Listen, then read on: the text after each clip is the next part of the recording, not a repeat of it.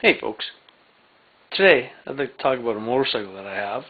A motorcycle I've had for about 10 years, and I've made a few changes in it to make it my own. The bike I'm going to talk about today, when it was brand new in 1979, looked like this in their advertisement. 1979 Harley Davidson 1000cc Ironhead Sportster XLCH. The machine I'm talking about today, though, had electric and kickstart, which made it a rare machine. But since it was already modified when I got it, I continued to modify it.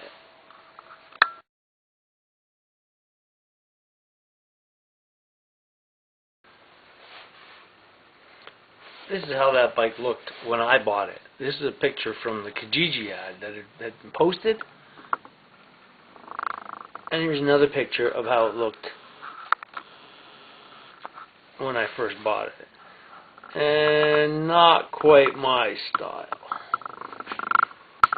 So I had continued to modify it.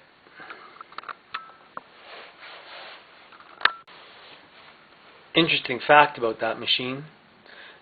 In my work to build it the way I wanted it, stripping the machine down, I discovered that the frame had at one time been painted purple and the wheels were red. I have no idea what the tank looked like. Purple frame, red wheels. Must have been quite the machine. What we're looking at now is my 1979 Harley Davidson 1000cc Ironhead Sportster. Looks nothing like the factory when they built it. You can tell it's the same machine from the side cover, the front portion of the exhaust, and the wheels. That is the same machine.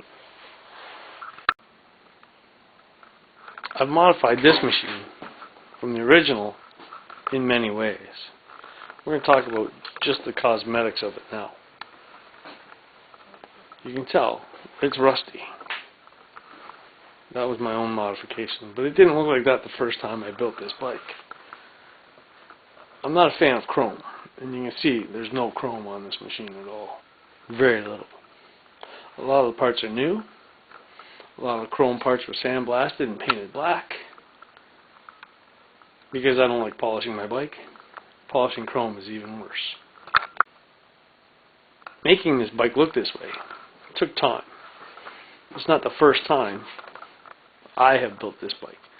At one time, I had made it look like a cafe racer.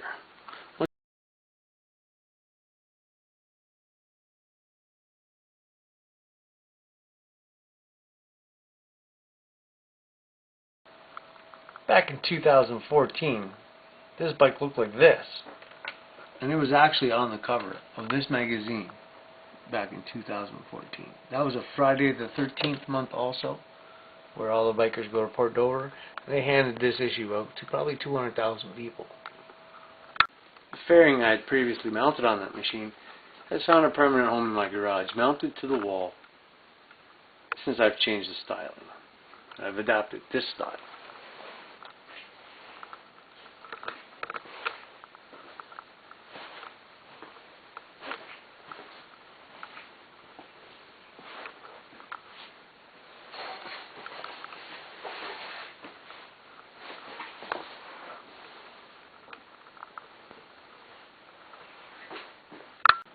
The many changes I've made to this bike are very obvious when you compare it to the advertisement.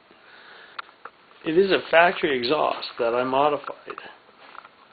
2-into-1 gives better performance. I've attached a Super Trap high-performance muffler to the back. I've added a fiberglass solo flat tracker tail section to it. This is a brand new gas tank, far from the original factory supplied one. The air filter is actually a dog food dish. I've modified the speedometer. I've added a wall clock. The headlight, obviously, these are smaller handlebars, super bike handlebars. I've deleted most of the chrome. I've allowed it to get dirty. I've changed the location of the license plate and the tail light. The foot pegs are in a different location completely. The engine has been trimmed and the cases have been removed in order to be able to see more motor and less decoration. I've also added a fork brace. I removed the front fender because I think it looks better. I have a lot of time in this bike. We're going to talk more about it soon. Hope you enjoy it.